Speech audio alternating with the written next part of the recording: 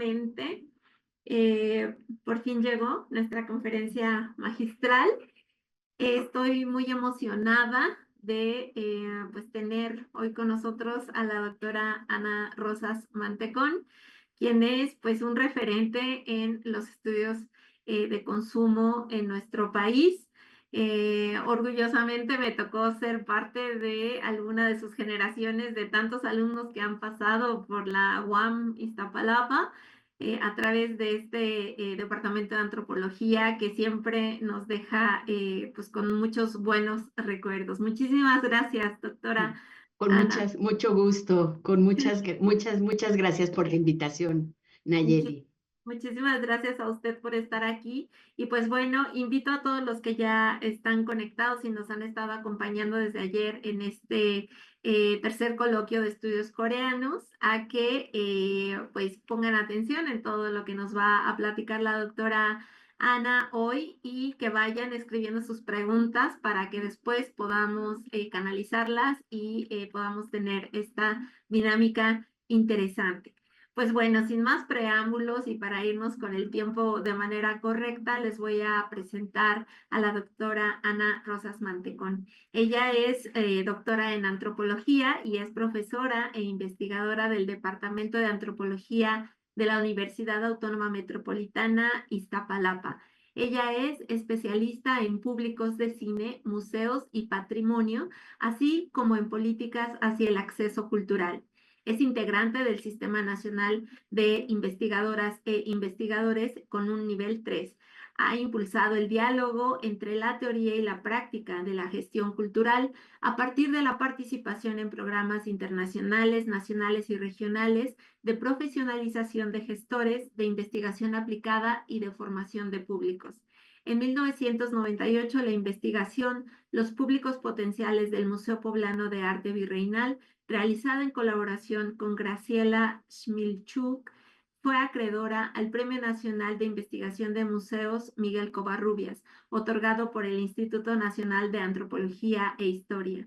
El libro Cines Latinoamericanos en Circulación, en busca del público perdido, co-coordinado con Leonardo González, recibió en el año 2019 el Premio de Ensayo sobre Cine en América Latina y el Caribe, otorgado por la Fundación del Nuevo Cine Latinoamericano.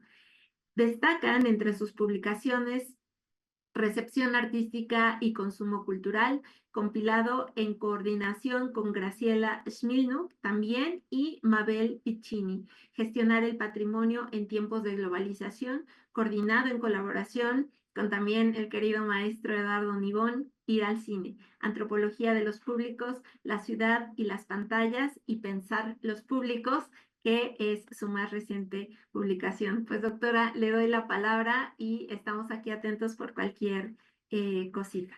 Muchas gracias. Voy a compartir pantalla. Déjame. Muy bien. Ahora,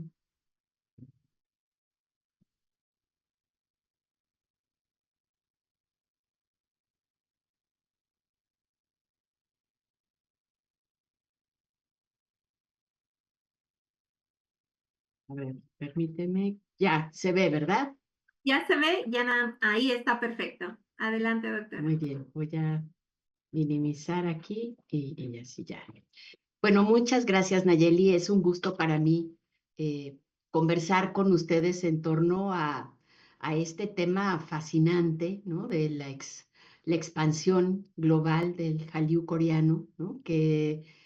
Bueno, es todo un reto para la investigación que pretenda ir más allá del análisis de la oferta. La oferta eh, es fascinante ver todo lo que tiene detrás esta expansión internacional de Corea, ¿no? Analizar todos los factores, pues, políticos, económicos, legislativos, ¿no? Que están detrás de este fenómeno que me parece es un fenómeno único de desarrollo. Hay fenómenos similares pienso en, bueno, desde luego, en el gobierno norteamericano, pienso en la expansión china, pero la manera específica, las formas que asume esta expansión internacional coreana, bueno, son todo un reto para pensar la investigación que busque entender también las dinámicas de acceso.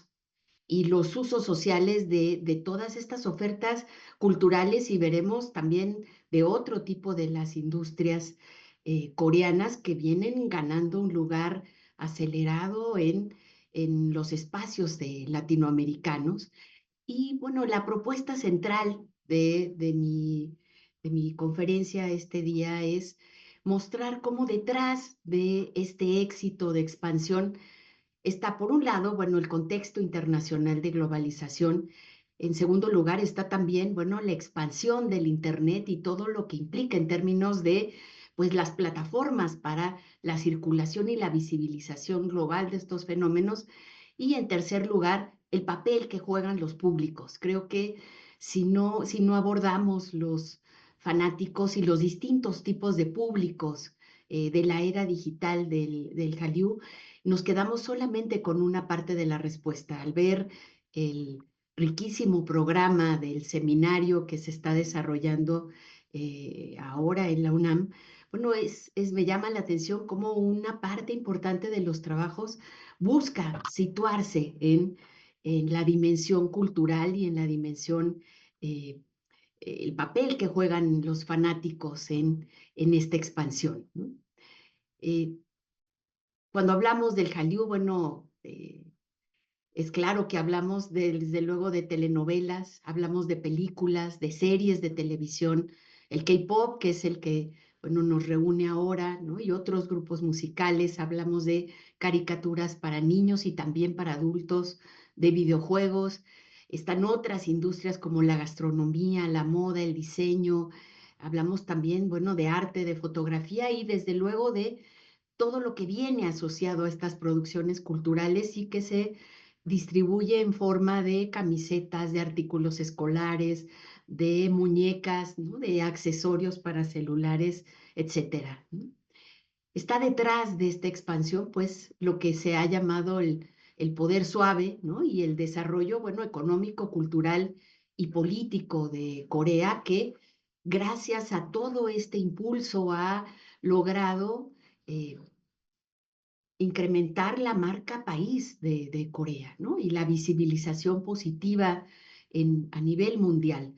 Hay un impulso inicial que es un impulso legislativo, ¿no? Esta ley para la promoción de la industria cultural que a finales del siglo XX hizo posible, bueno, el impulso a este conjunto de industrias culturales articuladas a otras industrias y que han permitido ese reposicionamiento de Corea a nivel mundial. Es muy claro que en pues apenas 2 décadas Corea pasó de ser un país en vías de desarrollo, bueno, 2 o 3 décadas, a la 10ª economía a nivel mundial. Además de la legislación, hay una inversión y una creación de instituciones y de alianzas internacionales con universidades, con gobiernos, con cinetecas, con cineclubes, con canales de televisión pública y privada, ¿no? Con gobiernos locales también, no solamente gobiernos nacionales. Hay una política sistemática, como se hablaba en la charla pasada, de generación de sistemas de información, de manera que cada vez más es posible ir rastreando las dimensiones que va tomando este fenómeno y las formas tan variadas como se ha mostrado, ¿no? Por un lado, bueno, desde luego el K-pop ha sido el motor, pero de este conjunto de industrias culturales sobre las que se monta el Hallyu, ¿no? Les decía, el cine articulado a la televisión, articulado a la música. Está también el tema de la relación, por ejemplo, con las industrias estéticas, ¿no? Leía por ahí que el ritual cotidiano de belleza, ¿no? De un coreano, bueno, está entre 10 y 15 productos de cuidado de la piel.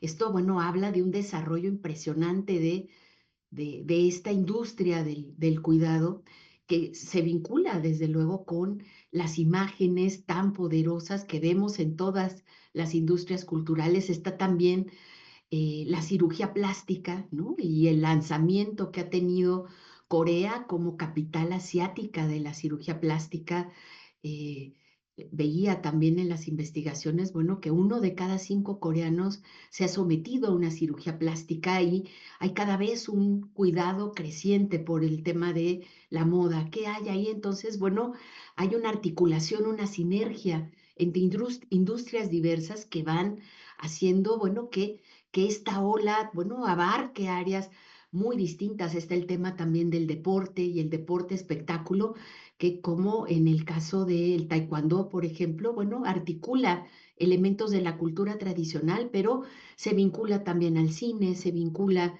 a la música y va impulsando, bueno, el gusto creciente también por la gastronomía, ¿no? La expansión de restaurantes coreanos en el mundo entero y todo el tema, pues, de la moda, ¿no?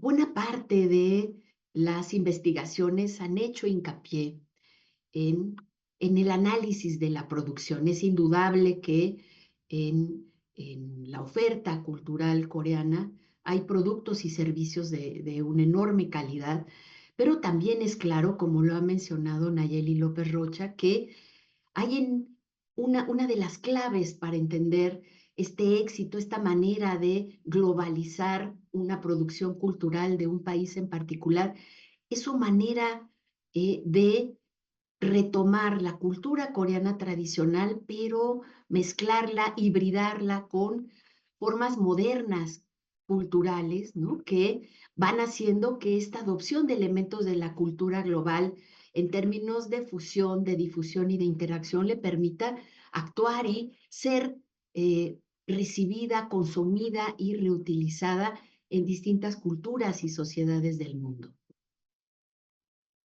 Mi punto de partida sería el que, bueno, si bien es muy importante analizar la oferta y bueno, con profundidad ir desgranando las dimensiones políticas, las dimensiones estéticas, las dimensiones económicas del desarrollo de esta oferta, me parece que es muy importante también centrarnos en las dinámicas de acceso y usos.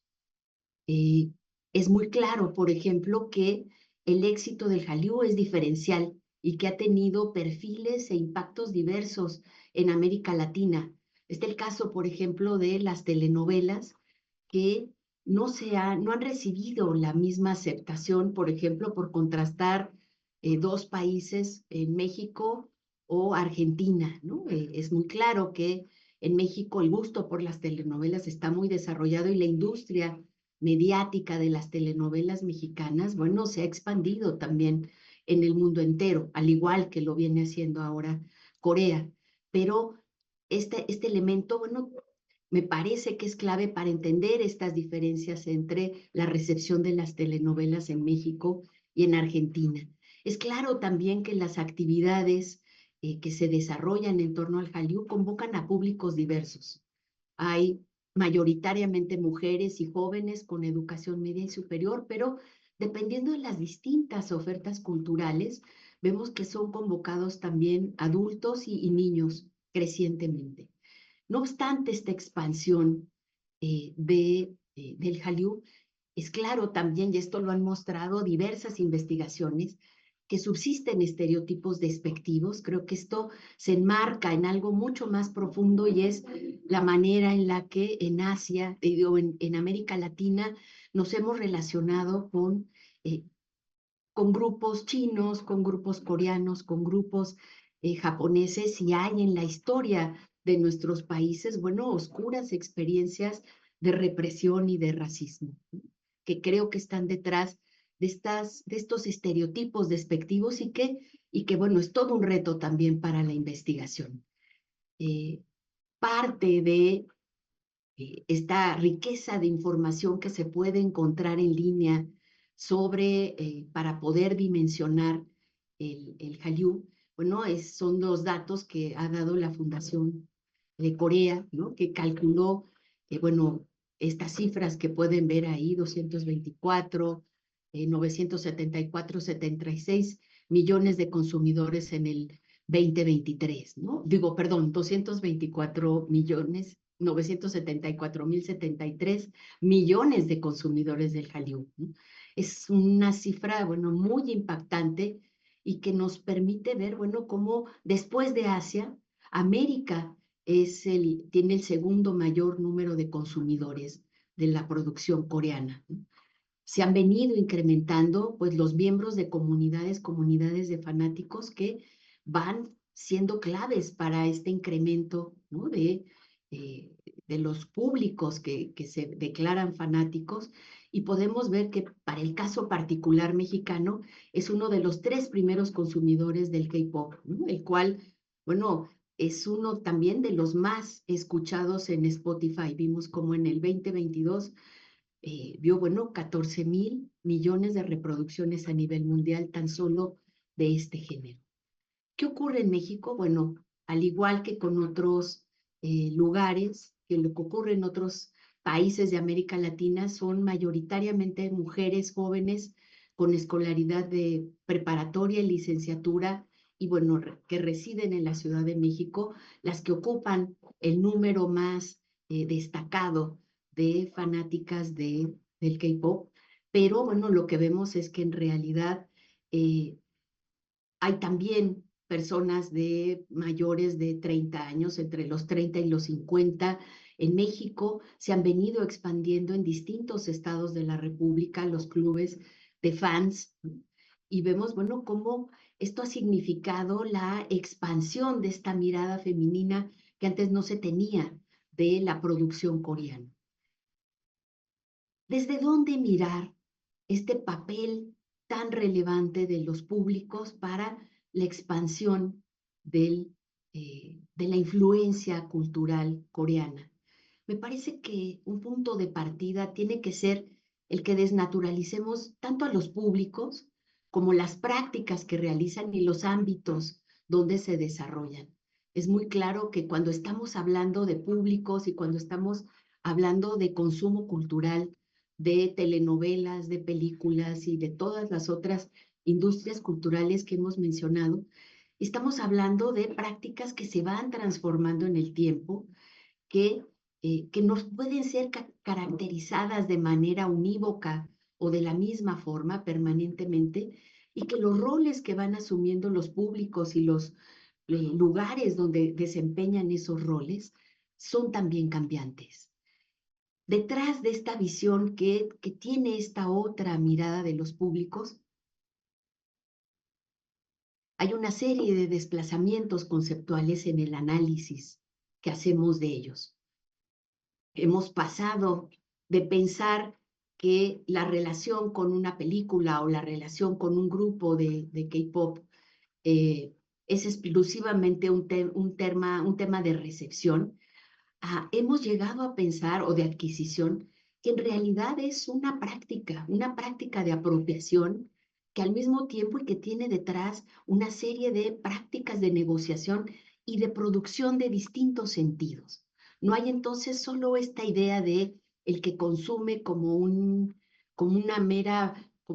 digestión de una producción cultural determinada, sino vemos a públicos plurales que se apropian y que utilizan y que construyen sentidos a partir de sus prácticas de apropiación. Y hemos pasado de pensar que estamos hablando exclusivamente de fenómenos comunicacionales a reconocer que hay audiencias plurales y prácticas culturales multidimensionales. ¿Por qué multidimensionales? Porque no estamos hablando exclusivamente de un fenómeno cultural, sino estamos hablando de la manera en la que los públicos que negocian distintos pactos de consumo con las ofertas culturales construyen referentes identitarios.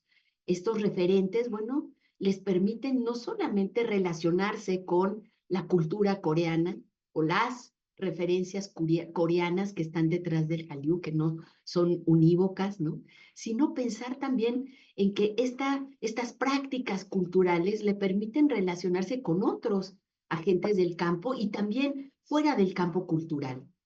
Los públicos entonces no solo consumen cultura, sino que a partir de estas formas de relación con las ofertas culturales, actúan e intervienen en su propia vida, usan esos referentes para construir identidades, para relacionarse con otros y fuera también del campo cultural.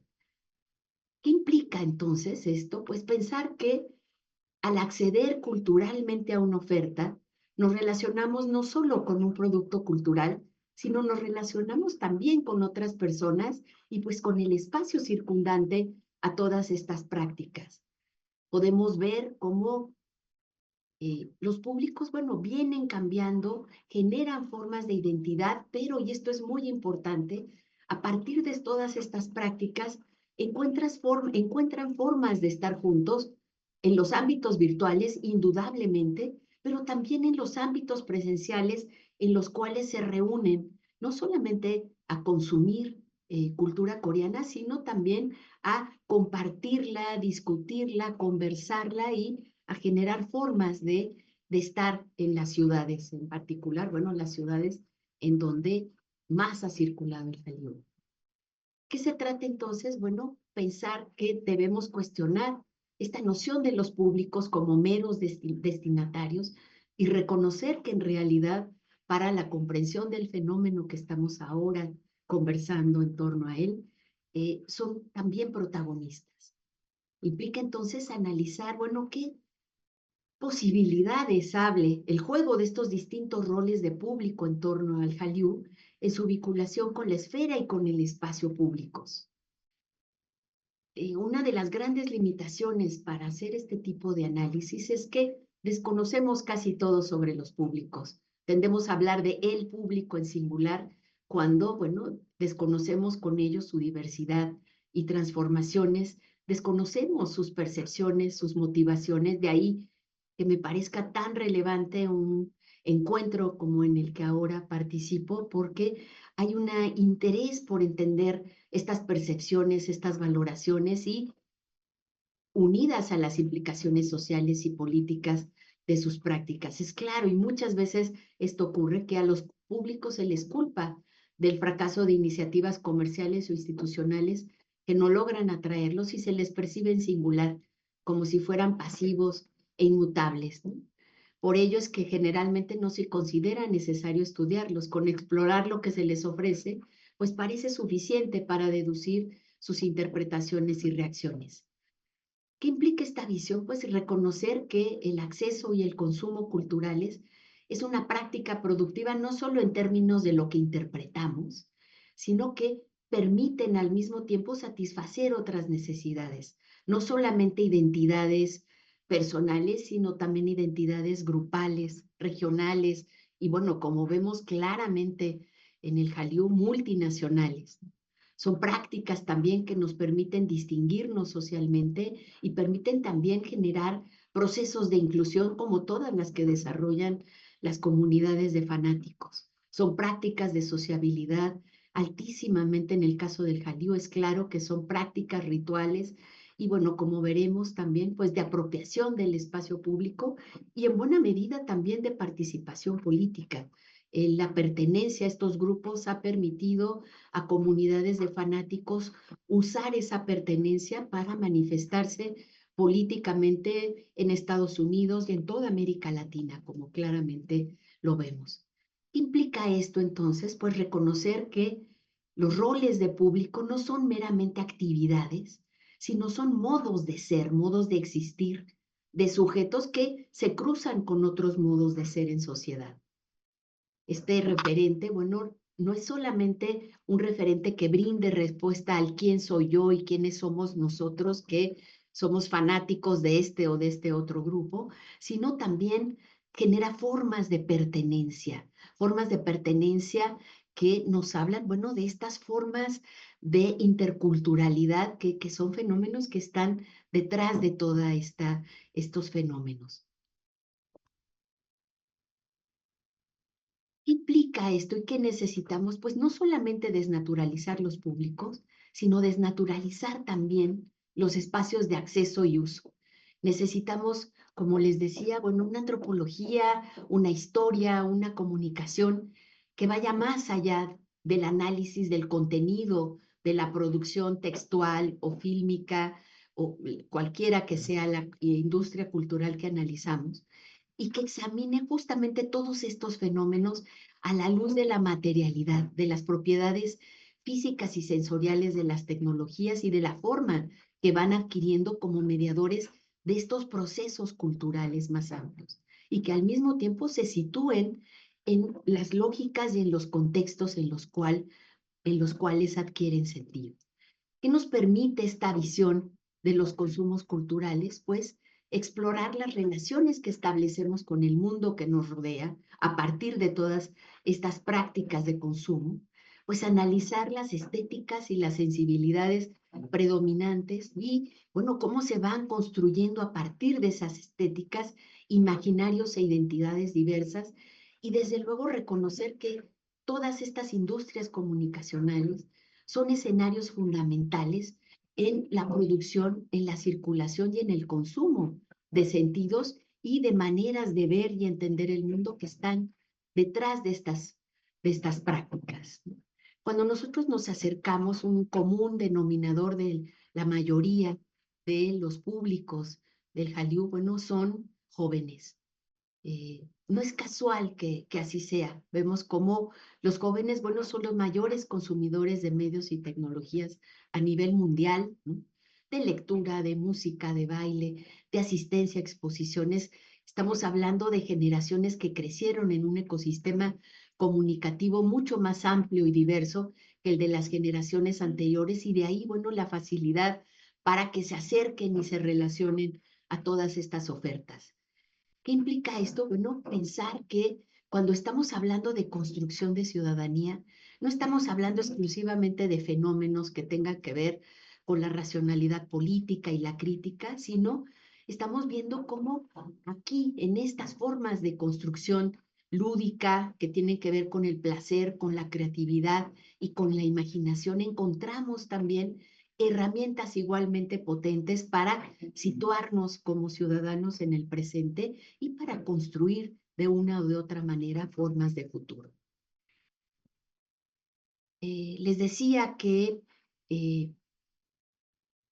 una de las claves para entender este éxito del Hallyu, la manera en la que se han venido desarrollando y expandiendo por el mundo entero, bueno, de manera primordial en Asia y, bueno, en segundo lugar, en países muy diversos, ¿no? Como los latinoamericanos, en donde, bueno, es creciente los datos de cómo van funcionando y vemos cómo ahí los fanáticos han tenido un rol clave para entender este éxito. Está desde luego, bueno, el tema de Internet. Esto no sería posible sin esta red, ¿no? Y la manera en la que el Internet ha venido transformando las formas de participación cultural. A partir de, déjenme, a partir del desarrollo de la web 2.0, a partir, bueno, de la expansión de los teléfonos celulares que, bueno, no es casual que vengan aparejados de esta expansión vertiginosa del Hallyu. Está detrás, bueno, esta red global que nos permite ya no solamente ser públicos, sino convertirnos también en usuarios y bueno, el término, de hecho, ya de públicos y de usuarios, los términos nos van pareciendo en realidad que se quedan cortos para el juego de el compartir, de el reproducir, de el rehacer, toda la lógica que tenemos también de producir, que está en el núcleo de la manera en la que ahora nos relacionamos con Internet y que ha venido a generar esta noción de produsuarios. Es un concepto que vincula la producción con el usuario y que nos permite ver la manera en la que la frontera entre el que produce y el que consume, a partir de la expansión del Internet y de la digitalización, ha venido difuminándose esa frontera y cada vez más el que recibe después recicla, comparte, transforma, ¿no? Y buena parte de ahora de las dinámicas de producción y de difusión encuentran en estos públicos eh, una forma de participación. Escuché un ruido, déjenme. Está bien, doctora, no es ustedes que alguien entró a la sesión. Ya, perfecto. Sí. Entonces voy a volver a compartir. Déjame ver aquí. Ajá. Es muy claro en este papel tan relevante que juegan las comunidades de fanáticos que ellos juegan un rol fundamental en la difusión del Hallyu, en su traducción a los contextos nacionales y a los contextos pues, regionales y locales en el cual se interpretan estas producciones culturales. Es muy sorprendente la manera en la que el coreano viene avanzando en la demanda de aprendizaje de lenguas extranjeras, ¿no? Entre el séptimo y el sexto lenguaje que más se busca aprender, por ejemplo, en las aplicaciones en línea.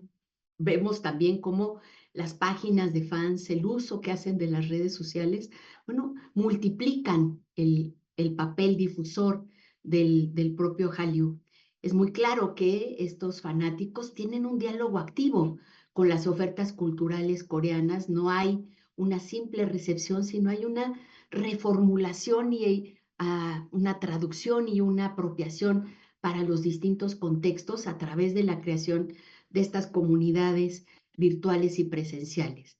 Tan solo, bueno, el ejemplo de Duolingo, ¿no? Que en el 2024 vean cómo el coreano está, bueno, ya en el séptimo lugar, ¿no? Y bueno, junto con el inglés, digo, junto con el japonés y con el chino, bueno, son las tres lenguas asiáticas, pues, que tienen una mayor demanda a nivel mundial, ¿no? Eh, Vamos viendo, bueno, cómo van creciendo los clubes de fans de esta ola coreana en México, ¿no? Y vienen convirtiendo a México, bueno, como el sexto país con más interacción en la temática coreana y el octavo con más fans dentro de Twitter, ¿no? Y vemos, bueno, cómo como parte de este diálogo activo, ¿no? eh, hay una incorporación de palabras y prácticas en las lenguas en el español, como lo vemos, y también de estas prácticas que había yo mencionado de alimentación, de cuidado de la piel, ¿no? Que se van incorporando a las culturas mexicanas, ¿no? Y que van permitiendo, bueno, construir sus propias formas de coreanidad y aterrizar lo que vamos entendiendo por interculturalidad de estas formas específicas, ¿no? Es muy claro que, bueno, se van creando no solamente comunidades virtuales a través de la plataforma que da el Internet, sino también de comunidades presenciales que se reúnen en espacios físicos, ¿no? Y cómo van aplicando, por ejemplo, a celebraciones de cumpleaños o fechas conmemorativas de los artistas de manera virtual y presencial muchas de esas actividades que van desarrollando. Esto tiene también una clara expresión en el espacio físico, de ahí la importancia de replantearnos su desnaturalización para ver de qué forma esta foto es una imagen de un barrio, una zona de la Ciudad de México, que es la zona rosa, que, bueno, durante mucho tiempo estuvo vinculado a comunidades de la diversidad sexual y que, bueno, a esta presencia ahora se ha añadido en todo tipo de establecimientos de servicios, restaurantes, lugares de venta de productos, en lugares de belleza, salones de belleza. Vemos cómo cruzan por ahí en este espacio marchas, se vienen transformando las ofertas, incluso lo vemos en los letreros que están en coreano, ¿no? Mucho de esto tiene que ver también con eh, población coreana que ha venido a vivir a la zona y que resulta también cada vez más visible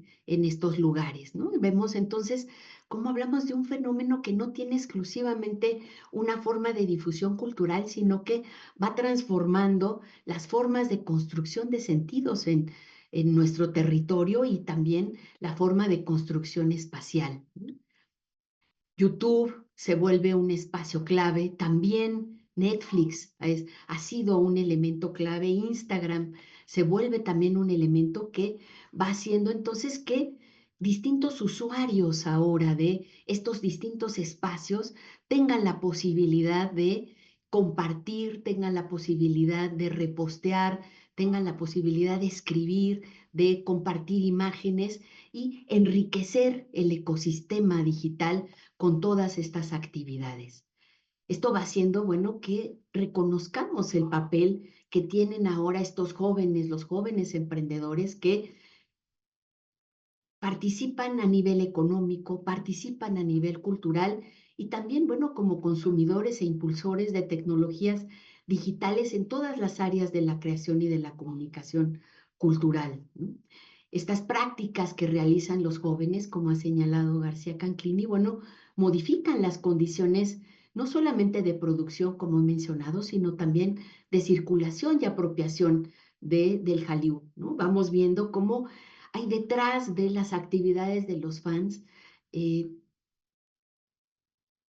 producciones muy creativas, ¿no? Que van organizando y redistribuyendo fuera de las instituciones culturales y de las empresas que también se han venido involucrando y que más allá del papel que vienen jugando los museos, los cines, los teatros, las empresas mediáticas en la expansión del Hallyu, vemos, bueno, que estas producciones que van haciendo los jóvenes se vuelven clave, ¿no? Esto, bueno, tiene que ver, bueno, con la manera en la que los públicos, los usuarios y los productuarios vienen combinando formatos, lenguajes, ¿no? Y vienen ofreciendo servicios diferentes que se montan en esta ola y que les permiten a muchos de ellos eh, participar activamente en sus comunidades a partir de este gusto por las producciones coreanas, ¿no? Como esta imagen de las clases de K-pop, ¿no? Detrás entonces están, bueno, produsuarios que usan sus cámaras, sus teléfonos celulares, distintas ventanas mediáticas, que escriben en blogs, que van transformando sus cuerpos. El tema que mencionaba de las industrias que intervienen, la corporalidad, que diseñan y que van haciendo, bueno, que muchas de las instituciones que no están conociendo estos roles crecientes, bueno, puedan tener visiones arcaicas, ¿no? Sobre estos papeles activos y profundamente transformadores del ecosistema digital, ¿no? Les decía, los celulares se vuelven claves para entender este éxito. En México, en 2023, ya más del 80% de la población estaba conectada a Internet y una cifra similar utilizaba un teléfono móvil. Está ahí entonces, bueno, toda esta plataforma que permite ver pues esta coexistencia de diversas modalidades de público que interactúan presencial y digitalmente con las ofertas culturales a las que me he mencionado. Eh, ¿cómo, ¿Cómo pensar, cómo analizar todos estos fenómenos? Bueno, fundamentalmente me parece que tenemos que pasar del análisis pues, de la expansión cuantitativa que indudablemente ha tenido el Hallyu a explorar estas prácticas del consumo, ¿no? Tenemos que reconocer y, bueno, analizar todo lo que hay de creatividad, de interacción, de juego, ver las trayectorias de consumo. Me parece que es clave analizar las biografías, el papel que el paso, por ejemplo, de la adolescencia a la edad adulta y que está ahí uno de los núcleos más importantes del éxito del Hallyu, pues tienen para darnos clave para entender, bueno, cómo es que se están dando estos fenómenos en América Latina, qué perfiles tienen. Si bien es importante reconocer la creatividad, reconocer eh, la interlocución y la gran potencia que tienen estos grupos, debemos tener mucho cuidado de no solo de valorar la autonomía de las audiencias y todo el papel que esto significa. Estamos hablando de fenómenos que, bueno, están atravesados por procesos de diferenciación. Si bien, bueno, un alto porcentaje de la población en América Latina, bueno, tiene acceso a el Internet y acceso a las computadoras y acceso a todas estas tecnologías a través de las cuales se media al acceso al Hallyu, es claro, bueno, que hay diferencias sociales, hay diferencias etarias que tienen que ver pues con las diferencias generacionales, hay diferencias regionales y de género que tenemos que contemplar en nuestros análisis. Es muy importante pensar entonces cómo hay también elementos que nos deben llevar a pensar, bueno, todas estas diferencias, de qué manera están impactando fenómenos eh, que van cambiando radicalmente eh, las percepciones de nuestros grupos y pensar sus identidades. El ejemplo de los estereotipos de belleza que se vinculan al tema de las intervenciones en los cuerpos, el tema de los modos, los estereotipos de lo que puede ser, por ejemplo, para el caso de las mujeres, una mujer bella, bueno, llaman la atención para pensar en también los efectos que puede tener en las distorsiones identitarias en la relación de nuestros públicos, bueno, con esta ola coreana que desde luego viene a enriquecer los referentes con los cuales construyen sus identidades, pero bueno, plantea también enormes retos para que analicemos pues los otros efectos, los efectos que pueden tener en términos de distorsión, que pueden tener en términos también de mercantilización, la mercantilización que han hecho, por ejemplo, eh, las grandes empresas mediáticas de estas actividades de los fanáticos, de estabilidad, estas habilidades para viralizar los contenidos y para construir comunidades en torno a estas ofertas. Muchas gracias.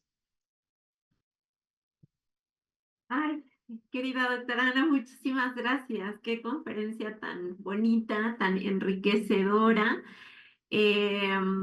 Me encantaría estar en un auditorio para poder sentir la felicidad de quienes la están escuchando, pero bueno, ahora en los comentarios, en un ratito se los voy a leer.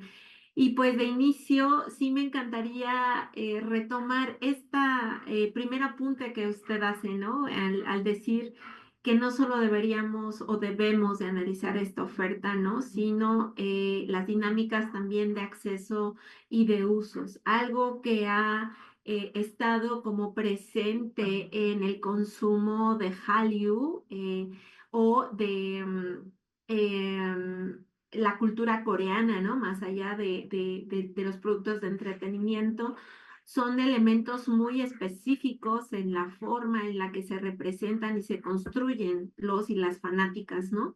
Y estos son elementos que son muy identitarios para ellos, pero que también han permitido que desde afuera quienes no son parte de estos grupos los reconozcan.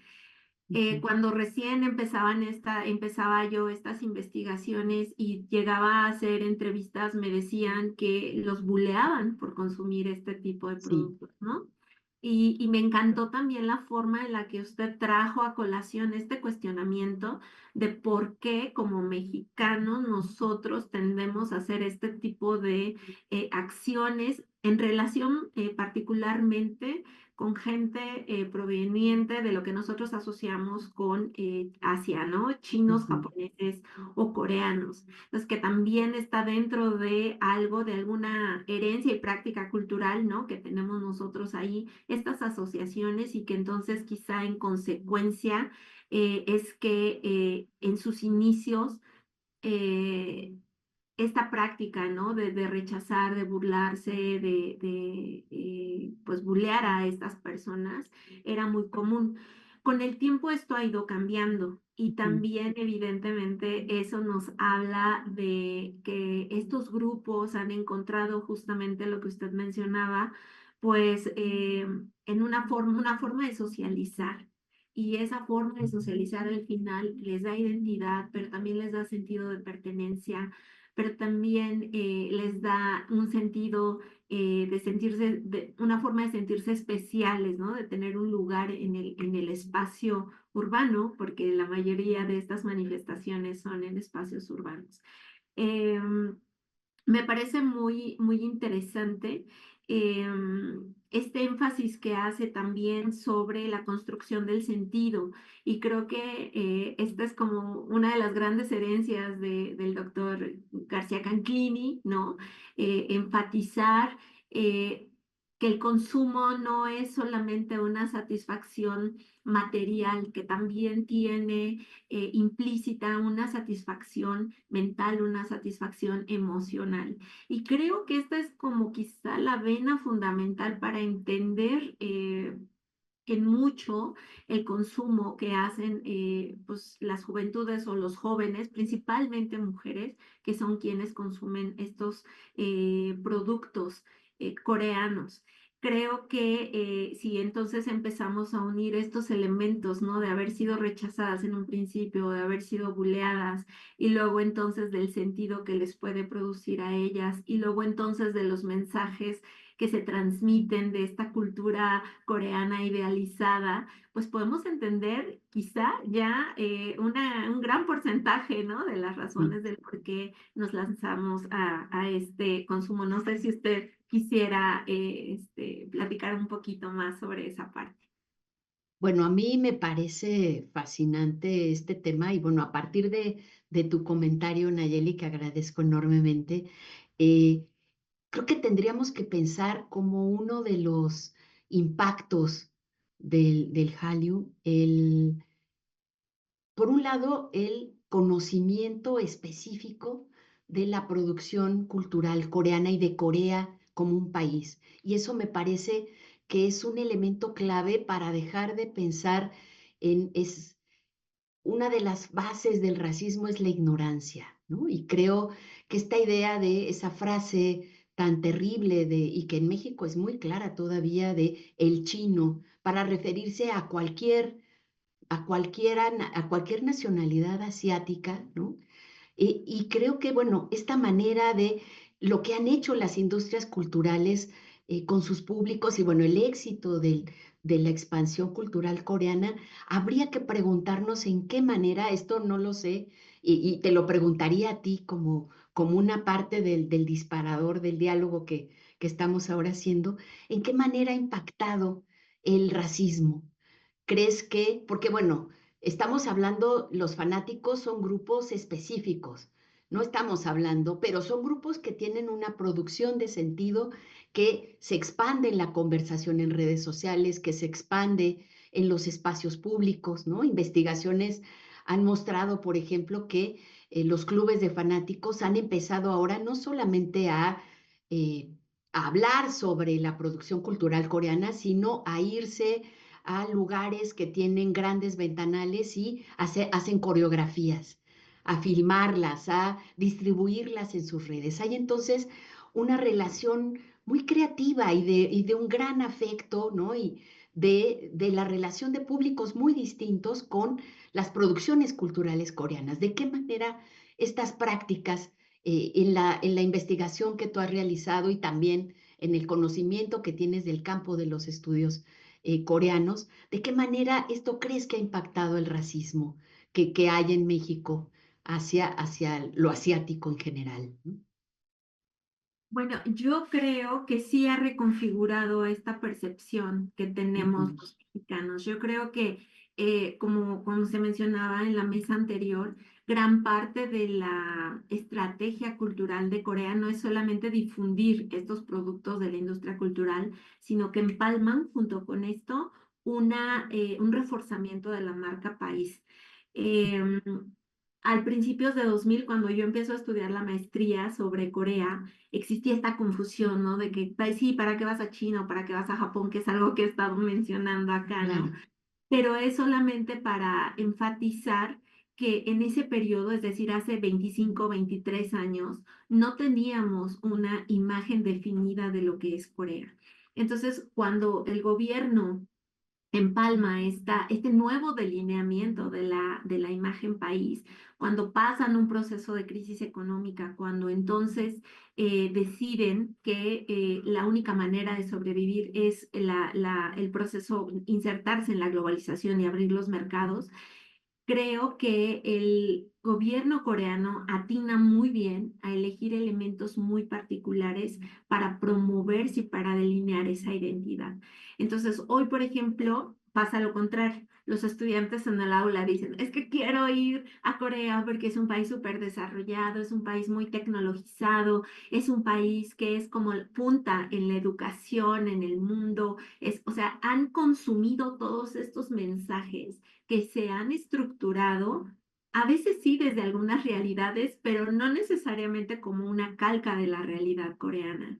Y esto ha llevado a que se cambie el imaginario. ¿Por qué?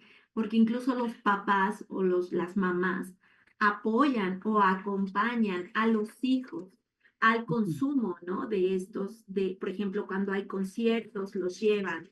O yo he tenido datos donde las informantes me dicen, es que mi mamá sí me deja ver lo coreano, ¿no? Me dice que no escuche, por ejemplo, el reggaetón o que no vea una serie estadounidense porque es muy violenta o porque consumen drogas o por etc, etc. Pero lo coreano sí. Ayer había un comentario acá en el chat que nos decía que ella, bueno, pudo fomentar una mejor relación con su hija a partir de compartir el tiempo de ver las telenovelas coreanas. ujú, Y esto entonces es desde mi punto de vista, y por ahí también hay personas que han empezado, ¿no? A mover esta idea de que Corea está redefiniendo el concepto de lo asiático en la percepción social, por lo menos en México, ¿no? Porque no tampoco alcanzamos como a cubrir tanto espacio. Pero definitivamente yo creo que sí. Quiero hacer un comentario muy rápido de cuando estaba justamente en la UAM estudiando y uno de mis maestros, que era el profesor Eliseo, nos decía, chicos, ustedes, bueno, jóvenes, ¿no? Porque nos decía jóvenes, ¿ustedes creen que los mexicanos somos racistas? Y nosotros decíamos, no, profe, somos buenísima onda, los mexicanos nos encantan los extranjeros, siempre les damos la bienvenida. Y nos decía, ah, sí, entonces, ¿por qué ustedes creen que decimos chino, chino, japonés? ujú. Como que ha caído bebés, ¿no? Y entonces todos nos quedamos sorprendidos y decíamos, caramba, somos racistas, ¿no? Entonces, el hecho de que hoy este tipo de dichos no existan o no estén tan a la mano eh, Ujú. de la colectividad, creo que sí nos habla de un cambio y una reconfiguración, que también si le sumamos la idea de Japón como un país desarrollado y el éxito económico de China, definitivamente se está reconfigurando esta percepción de lo asiático en México, ¿no? Es muy impresionante ver la multidimensionalidad de este fenómeno. Cuando uno se mete, yo creo que ni siquiera muy profundamente, es claro que hay ahí una maquinaria que está invirtiendo recursos en áreas muy diversas, que está haciendo esta labor diplomática de ir a relacionarse con universidades de todo el mundo, con embajadas de todo el mundo, con instancias, cineclubes. O sea, hay una estrategia que es una estrategia que detrás, bueno, tiene una visión muy, muy interesante, o sea, muy completa. A mí, después de esto, no me sorprende que el último premio Nobel de literatura haya sido una coreana. O sea, está ahí un trabajo muy paciente, ¿no? Que año con año ha ido visibilizando estas producciones y generando, bueno, recursos, un ecosistema que nutre esta diversidad y que en el contexto de la globalización y de la digitalización, pues genera también esta interlocución con comunidades de jóvenes del mundo entero, ¿no? Eso es lo más interesante, ¿no? Sí, porque además de todo, esta interconexión, ¿no? Esta conexión a través de las plataformas fomenta la formación de comunidades globales, como el ejemplo del Army, ¿no? Que al final, Sí. por ahí había una pregunta muy interesante, ya no nos dio tiempo de contestar, pero creo que están marcando una dinámica totalmente diferente, no solamente en los consumos, sino en la forma en la que se organizan y en la que pues tienen hasta injerencia en términos políticos, ¿no?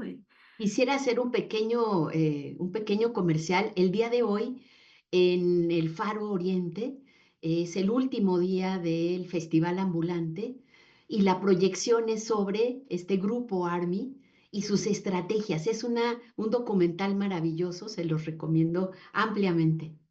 Ay, pues muchas gracias, doctora. Vamos a tratar de ubicarlo también para luego darle mucha difusión.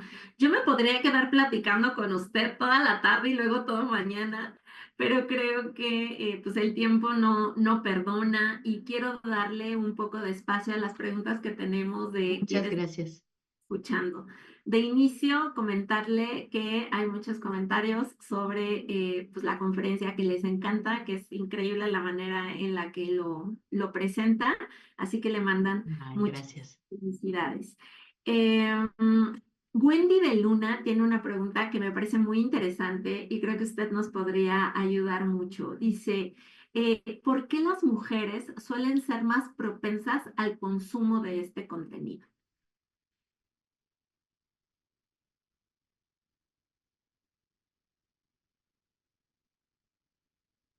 Eh, Me queda muy claro por qué los jóvenes, eh, no lo sé, o sea, quisiera un poco, tal vez voy a ir formulando, yo no he hecho un estudio, o sea, debo confesar, me sumergí en esto, pues a partir de tu invitación y a partir de, bueno, la lectura de tus trabajos y de otros que fui encontrando. Hay un número muy interesante de la revista de la universidad sobre Corea, que es una delicia, se los recomiendo también ampliamente. Y me quedó muy claro por qué los jóvenes, por eso esta idea que yo puse del papel que tienen los jóvenes y de los jóvenes creativos.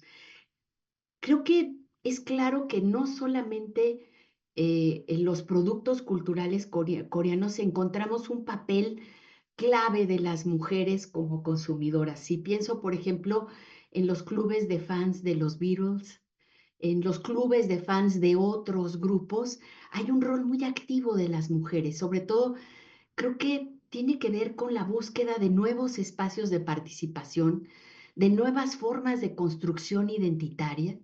Me atrevería a pensar que tiene que ver con creo que si hay algo que nosotros podemos reconocer como un éxito de los movimientos sociales a nivel global, está el éxito del feminismo. O sea, creo que tanto el movimiento ecologista como el movimiento feminista han venido visibilizando de formas muy distintas eh, eh, sus propias agendas. No estoy diciendo que los públicos de la ola coreana sean necesariamente feministas, pero creo que dentro de de esta diversidad de estrategias de visibilización y de búsqueda de formas alternativas identitarias de las mujeres, están también estas formas de participación.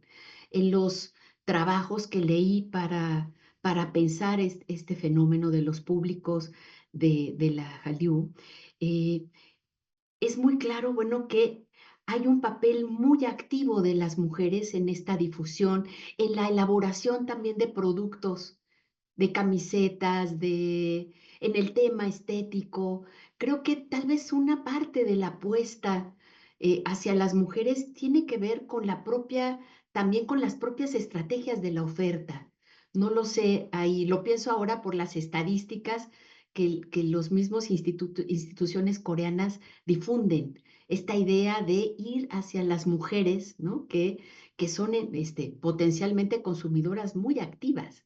Y creo también, y esto en la parte de los estereotipos, eh, encontré varios testimonios de hombres, esto en redes sociales, simplemente explorando, hombres que decían que habían sido buleados por mostrarse como públicos porque se consideraba que la oferta era una oferta muy feminizada. Entonces, que cómo era que les gustaba, que si eran gays, que si, o sea, hay ahí como elementos que tienen que ver en esta interrelación que estamos hablando entre oferta y dinámicas de consumo. No sé cómo lo complementarías, Nayeli. Definitivamente estoy de acuerdo con usted. Yo creo que esto se determina a partir de la oferta, justamente la forma. Y bueno, también en algún momento alguien me decía, bueno, si estás pensando en esta oferta desde Corea, tendríamos que ver qué es lo que le hace sentido a la mujer ¿no? A la consumidora mexicana. Y también ahí es plantear cómo nos han educado, cómo nos han criado, cómo nos han motivado a ver el amor o las relaciones amorosas, a cómo percibir la pureza, la virginidad, la inocencia, que tiene el sentido totalmente en la forma en la que los coreanos reproducen estas historias, ¿no? De alguna manera, hoy podemos decir idealizadas, pero donde se ven a los hombres muy suaves, muy feminizados, Sí. totalmente contrarios a la imagen del macho mexicano, ¿no? Entonces, que de alguna Lo manera, cual no quiere decir que no haya machismo en Corea, ¿no? Que es ah, algo no, que puede uno ver en tus trabajos, ¿no? sí, No se exacto, corresponde con esa no, imagen, ¿no? no. Y también ese es como la gran premura de popularizar este tipo de eventos y contenidos, ¿no? Decir, a ver si el consumo está padre y tenemos todo el derecho a consumir lo que queramos, pero no deja de ser entretenimiento. O sea, no hay que perder de vista que el entretenimiento es para entretener y que eso, bajarlo a la realidad, puede tener pues algunas implicaciones fuertes en la dinámica de vida diaria, ¿no? Entonces, sí Ujú. creo que va muy relacionado a ese tema de cómo vemos, cómo nos percibimos como mujeres y qué es lo que deseamos de los varones de alguna manera, ¿no? Pues bueno, doctora, tengo acá otra pregunta de Durga. Dice, una duda para la doctora Mantecón. ¿Cuál es la diferencia entre cultura y subcultura? Y si usted considera que eh, específicamente las fans del K-pop son una de estas. Saludos y me encantó su ponencia. También Guadalupe Chávez dice, felicidades a la doctora Rosas Mantecón. Me encantó su conferencia. La evolución de los públicos me hizo mucho sentido porque se viene percibiendo desde hace tiempo. Gracias. Adelante, doctora. Bueno, si hay algo que a mí me fascina, y muchas gracias por los comentarios, eh, es la diversidad de expresiones de los clubes de fans, por ejemplo, solo del K-pop. O sea, creo que ahí podemos, o sea, esta idea de la cultura de los fans podría ser, ciertamente hay una serie de rasgos que son rasgos comunes, pero es muy claro cuando se va profundizando que algunos de estos clubes de fans son muy violentos. Hay algunos que acentúan otra cosa, son muy lúdicos, otros son, o sea, creo que hay dinámicas, ahí podríamos pensar en subculturas, como en espacios que tal vez abrevan de un fenómeno general, pero que van presentando formas muy distintas. Y lo podríamos pensar también en términos, a mí, por ejemplo, ahora me da pues mucha curiosidad pensar en analizar clubes de fans distintos, de ofertas culturales norteamericanas, por ejemplo, y de ofertas culturales coreanas y de ofertas culturales mexicanas. O sea, creo que ahí es donde vemos esta intersección entre lo global y lo local, ¿no? Si hay en la antropología un término que ha circulado ya hace algunas décadas de glocal, ¿no? O sea, que articula lo global con lo local, ¿no? Local, y que nos permite ver cómo los clubes de fans son absolutamente locales, ¿no? Y que varias de las claves para entender su funcionamiento se tienen que dar necesariamente amarradas al contexto local, a ver cuáles son los espacios en los que se generan formas de identidad, pero también formas de diferenciación frente a otros clubes, ¿no? Y cómo ahí vemos otras disputas, vemos de sentido que tal vez en donde solo la relación con la cultura coreana es muy instrumental para intervenir en sus propios espacios, ¿no? Y en sus propias batallas. Así es. Esto es muy bueno y aparte el tema es que como que apenas empieza a tomar como esta gran presencia en el espacio académico y pues como objeto de estudio nos va a dar muchísimo, Es muchísimo todavía. fascinante y bueno, está apenas empezando, creo, en términos de los usos y de estas reapropiaciones de la oferta cultural, ¿no? Así es, doctora. Pues bueno, por acá también dice, a ver, Marlene, ¿consideran que el éxito reciente de este fenómeno coreano está asociado con su mayor cercanía con la industria cultural estadounidense? Yo creo que indudablemente, o sea, aparte, decíamos, parte de las claves y que tú has analizado de las claves de las producciones culturales coreanas es que combinan, toman elementos de muchas fuentes culturales, de la propia tradición coreana, pero también de la cultura pop a nivel mundial, que indudablemente tiene la marca norteamericana, y yo me atrevería a pensar que van también en esta expansión dialogando con otras formas culturales y que incluso pueden pensarse latinoamericanas, ¿no? Y que están ahí, ¿no? Como parte de esta amalgama que puede resultar una amalgama como toda hibridación, que no es necesariamente armónica, ¿no? Puede ser, y creo que un análisis más fino nos va a revelar las contradicciones, las cosas que no se pueden juntar, pero que sin embargo se juntan, ¿no? Y el papel, por ejemplo, eh, esto que hemos venido mencionando, ¿no? Una de mis estudiantes está haciendo un estudio sobre la manera en la que grupos específicos de fanáticas mexicanas perciben los cuerpos que están siendo producidos con inteligencia artificial dentro del Hallyu y que son formas corporales absolutamente improducibles naturalmente, ¿no? Muy intervenidas. Y bueno, ¿cómo influye esto en la percepción distorsionada de cómo es un cuerpo bello, cómo es un cuerpo joven? Entonces, creo que ahí tenemos elementos para pensar en estas contradicciones de la propia oferta cultural coreana que quiere mostrar una cierta imagen de la mujer, pero al mismo tiempo y dialogando con fenómenos internacionales, pues va introduciendo estos otros elementos que distorsionan las imágenes corporales femeninas y masculinas, ¿no? Así es. Y no sé, o sea, jalando un poco este tema de que quizá no solamente absorben elementos de esta cultura pop global, ¿no?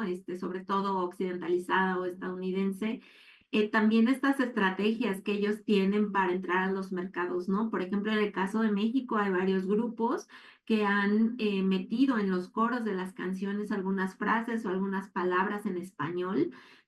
O por ejemplo, hay un grupo por ahí, que no me acuerdo quién, a lo mejor de los que nos están escuchando, que incluso cantó una canción de Luis Miguel, que es Ahora te puedes marchar, y entonces se ponen todo el look con pelucas, perfil Luis Miguel de esa época, y dices, y la cantan en español, ¿no? Así medio mocho, Qué interesante, porque eso es el diálogo con el otro, que le estás diciendo, te estoy viendo, te valoro, te visibilizo, y genera, bueno, es una estrategia de aceptación impresionante, ¿no? sí, sí, es divertido ver cómo, cuáles son los elementos que ellos jalan, ¿no? Por ejemplo, de México, o estos sombreros que son los que como que le dan identidad a lo mexicano en el exterior. Pero desde mi punto de vista es, bueno, claro que hay un estudio del mercado mexicano y entiendo que Totalmente. Luis Miguel es un referente para o sea, de la edad que seas, ¿no? Porque ellos le están apostando al público que los consuma, ¿no? O sea, sí ha sido una gran sorpresa para Corea el impacto que tiene esto en el exterior, pero ahora que está más avanzada la industria, sí van encontrando formas de cómo significar, ¿no? Por ahí hay otro grupo que también tiene una canción así con un ritmo muy particular y en el coro decían mamacita y mamacita, ¿no? Qué Entonces yo decía, importante, sí, sí, es una palabra clave clave. para sintonizar con públicos mexicanos, ¿no? Exactamente, ¿no? O sea, es mucho. Para mí es como bueno, me estalla la cabeza al pensar en todo eso, pero es muy Sí. interesante. Y a Sí, veces es sorprendente y toma formas. Escuchaba hace poco un podcast sobre la recepción de las telenovelas mexicanas en Rumanía, que sí, es un fenómeno interesantísimo. Y contaba en el podcast la persona que lo presentaba como eh, no solamente las rumanas, y bueno, también yo creo que una parte del público masculino, que siempre es un público que está detrás y que no reconoce que ve telenovelas, ¿no? Bueno, cómo no solamente habían aprendido a hablar español, sino también lo usaban, por ejemplo, para pelear entre amigas. Mm. Gente que usualmente hablaba rumano o hablaba inglés, estaban en otros contextos, para pelearse entre ellas juguetonamente, peleaban en español. Entonces, son esas sorpresas que uno no se imagina que hay en estos usos y tan creativos de los públicos, ¿no? Sí, porque aparte también ayer mencionaba, ¿no? Que cuál era la diferencia de todo lo que Televisa había hecho en los años 80, 90 con las telenovelas, ¿no? Y ya no tuve tiempo de comentar, pero cuando yo estudiaba en Corea, era muy curioso porque la mayoría de los estudiantes de países de Asia del Este, ¿no? Que eran también parte de la ex Unión Soviética, cuando sabían que yo era mexicana, me decían, ¿y cómo está Verónica Castro, no? ¿Y cómo está Victoria Rufo? Y yo así, pues no Que tengo la... bueno, las recibían como heroínas nacionales y ellas mismas se sorprendían. Sí, sí, exactamente, ¿no? Entonces, en uno de los postulados que yo hago en la tesis es por qué México no utilizó esto, ¿no? En conjunto con estas grandes empresas que solo se beneficiaron. No hay eh, estas sinergias entre no hay esa- políticas distintas, ¿no? Exactamente. Entonces creo que desde esa perspectiva pues dejan muchísimos temas, muchísimas aristas de las que podemos seguir hablando y dialogando, ¿no? Para seguir construyendo el estudio de Hallyu. Pues bueno, doctora, tengo otras preguntas por acá. Le prometo que se las voy a hacer llegar después. Ya no tenemos tiempo, viene la última mesa y pues bueno, por acá usted podrá ver a la doctora Alicia Feliz. Girón. Es la coordinadora del programa universitario de estudios sobre Asia y África, donde yo trabajo. Así que la dejo que le dé unas palabras, por favor. Adelante, doctora Alicia. Ay, pues, doctora Mantecón, pues muchísimas gracias. Salí de una comida y me era imposible, no había internet, entonces de plano la vine oyendo por todo el camino, más de hora y media que, en el tráfico, y realmente fue muy interesante su plática. Tenemos mucho que aprender de usted y bueno, pues nos interesa muchísimo que siga colaborando aquí con la doctora Nayeli López, sobre todo en los temas de cultura de Asia del Este y bueno, principalmente su expertise que es Corea. Y bueno, pues agradezco mucho sus enseñanzas y estamos aprendiendo mucho con usted y bienvenida al programa universitario de estudios sobre Asia y África. Muchas gracias, fue un placer y bueno, estaremos en contacto. Claro que sí. Y pues muchísimas gracias a ambas. Doctora Ana, después le seguiré dando lata. Encantada, encantada. Pues Tenemos muchas mucho gracias. que conversar. Sí, Sí, muchísimo. Bueno, pues gracias a todos y a todas las que y los que estuvieron escuchando esta conferencia magistral. Para mí ha sido un honor estar aquí y pues bueno, los invitamos a que sigan en unos minutitos en la última mesa de este coloquio. Muchísimas gracias y buenas tardes. Gracias, felicidades.